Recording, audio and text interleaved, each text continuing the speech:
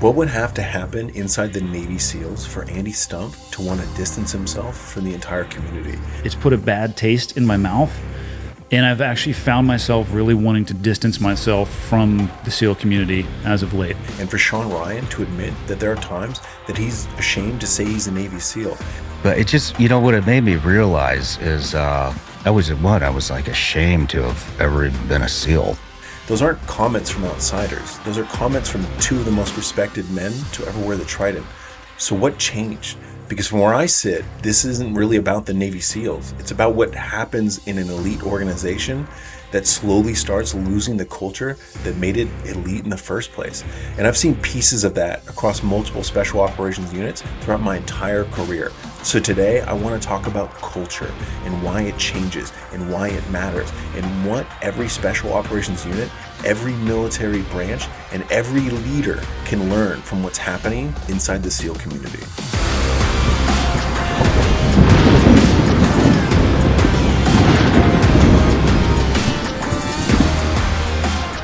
Now, before we get into this, I want to make something very clear. The overwhelming majority of Navy SEALs I've met or interacted with throughout my career are outstanding professionals. The same is true with the Army Special Forces, Rangers, Raiders, Air Force Special Warfare, and many other special operations units. These organizations are filled with men and women who quietly serve with humility, professionalism, and integrity. This conversation isn't about them. It's about what happens when the actions of a relatively small number of people begin to shape the public's perception of an entire community. That's exactly why voices like Andy Stumpf and Shawn Ryan are finally speaking up, not because they hate the SEAL teams, but because they care enough to want to protect the culture and the legacy that so many others sacrificed to build. And I think every special operations unit should pay attention to this very lesson, because culture isn't something you inherit forever. Every generation has to earn it. I've spent my entire career in Army Special Operations with the Green Berets,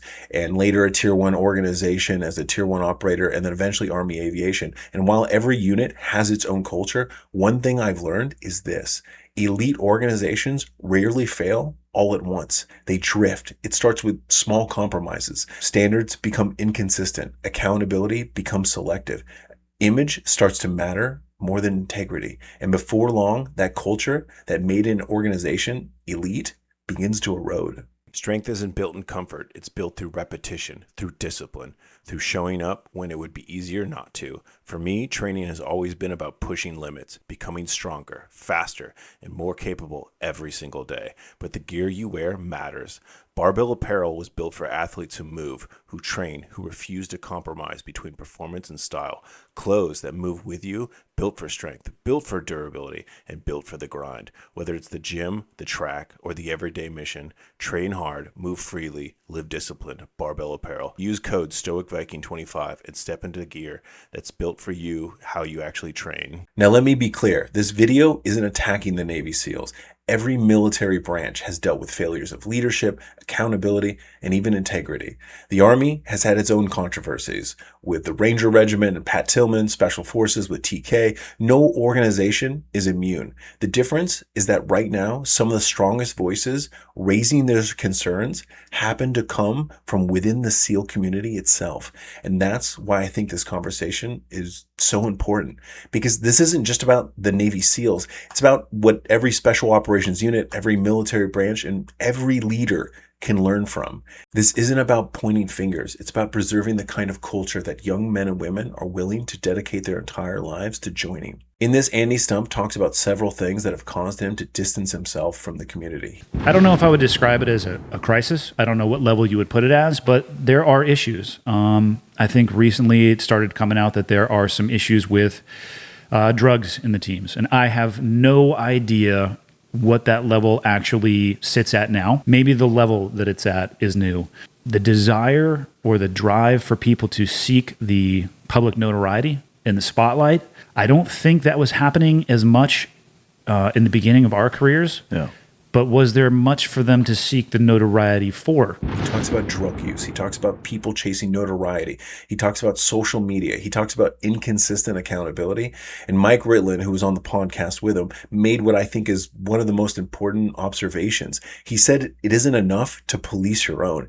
You have to do it consistently. To your point of doing a poor job, I would take it a step further and say, I think we do as a community, a piss poor job of being consistent in how we police our own, because there are times where guys are made a fucking vigorous goddamn example of, and then there's other times where it's, well, I mean, he's a fucking good, like it just gets brushed under the fucking rug, you know, and to me that's bullshit. And that really resonated with me. Throughout my military career, I've seen situations where two people could essentially do the same thing, yet one gets punished and while the other gets protected. Sometimes it's because of rank, sometimes it's because of popularity, sometimes it's because of influence. One of the most obvious examples many service members have seen is the difference in how enlisted personnel and officers are sometimes treated.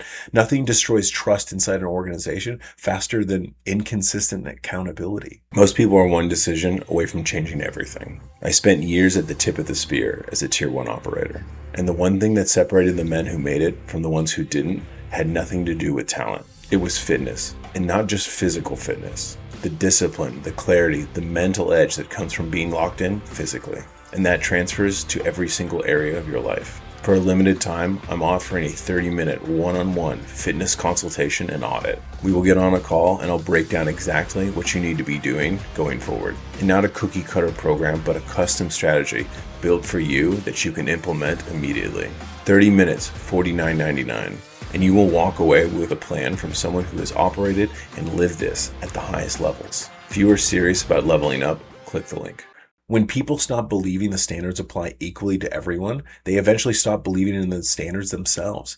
That's when culture begins to erode. And one point I want to make is that I don't think social media created this problem. People have been writing books for decades. Operators have been giving interviews for decades. There have been documentaries and movies about special operations for years. The platform isn't the problem. The intent is.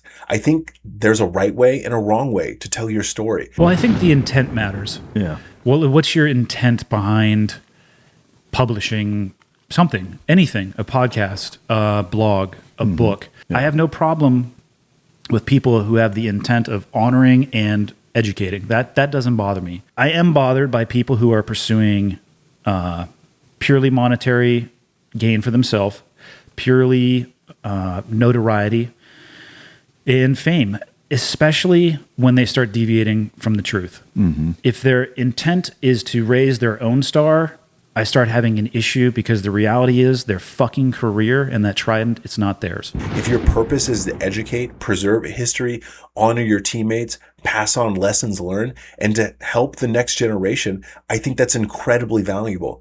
Can you make money doing that? Absolutely. There's nothing wrong with building a business around serving others. The problem is when that intent is completely self-serving, when fame becomes the goal, when attention becomes the goal, when money becomes the goal, when building your personal brand becomes more important than protecting the legacy of the organization that you came from. And eventually, when your brand becomes more important than the truth itself, intent matters, and that's the difference. And Shawn Ryan takes the conversation even further. He talks about books, movies, podcasts, and stories coming out of the SEAL community that he believes contain exaggerations or outright lies. He talked about Operation Anaconda, SEAL, another lie coming out of development group. Lots of lies coming out of the SEAL teams, lots of movies made that were bullshit. But he actually uncovered a lot of that stuff on my show because he was a part of it. And like the Iraq invasion was based off of lies. He points to controversies like Operation Anaconda as an example of why honesty matters. Again, I'm not interested in relitigating individual battles. Those events have been debated for years. The Army has its own painful example with the Pat Tillman friendly fire controversy. This isn't a SEAL problem. It's a leadership problem. Every military organization will make mistakes. Combat is chaotic. Leadership is difficult. Nobody gets everything right. The real question is what happens afterwards. Do leaders own those mistakes, or do they protect the image of the organization? This was a total fuck up. Let's hand out some awards and turn some people into heroes and that kind of stuff. Here is what I have learned. People can forgive mistakes. What they struggle to forgive is with dishonesty. I spent years as a Tier 1 operator with ISA, and I had the privilege to work with some of the best conditioned human beings on the planet. I know what peak performance looks like, and I also know what it looks like when someone's running on empty and they're telling themselves that it's just stress. If you're watching this and your energy is down, your recovery is shot, and you feel like you're operating at half capacity, your testosterone is probably the reason. I know it was for me, because it's not your mindset, it's not your discipline, it's your biology. Human performance is veteran-owned and operated by other Tier 1 operators. They run blood work, they will build a protocol around you, and they actually know what they're doing because they've lived the same life as you. And I use them because I don't promote things I don't use. Because you're watching right now, you can get a discount of 20% off by using my discount code Viking. The link is below. Get the blood work done. If you're fine, then you'll know. If not, then you'll have a solution. Either way, you win. Discount code Viking. Do it today. I think there's another lesson here that applies far beyond the military. We have to take ownership of our own mistakes. Every person makes them. Every leader, every unit makes them. Every organization in the world will make them. The goal isn't perfection. The goal is integrity.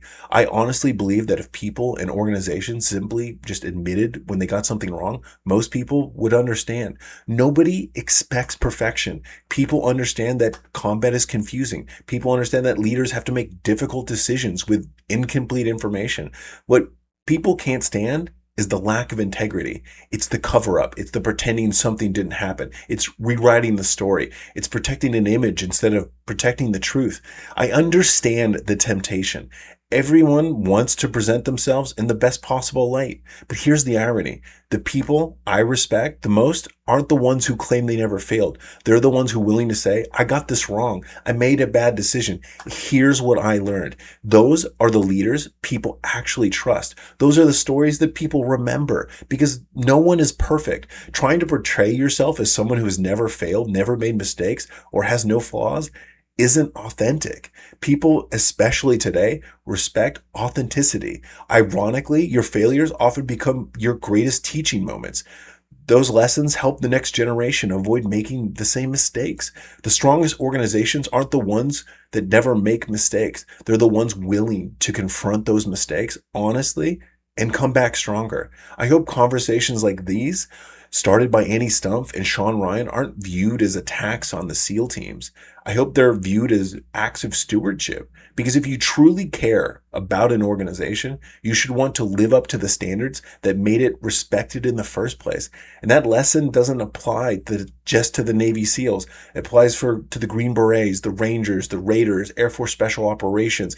It applies to conventional military units. It applies to businesses. It applies to sports teams. It applies to every organization built on trust. Culture isn't protected by selection. It isn't protected by budgets. It isn't protected by equipment. It's protected by people, by leaders who are willing to tell the truth, by teammates who will hold each other accountability, by organizations that care more about integrity than their own image. And it makes me think about the young man or woman who's 18 or 19 years old, dreaming about earning that Green Beret, that Trident, that Ranger tab, that Raider insignia, or that Special Warfare Beret. They aren't joining because they want followers, or they want a podcast, or they want to be famous one day. They're joining because they believe these organizations stand for something bigger than themselves.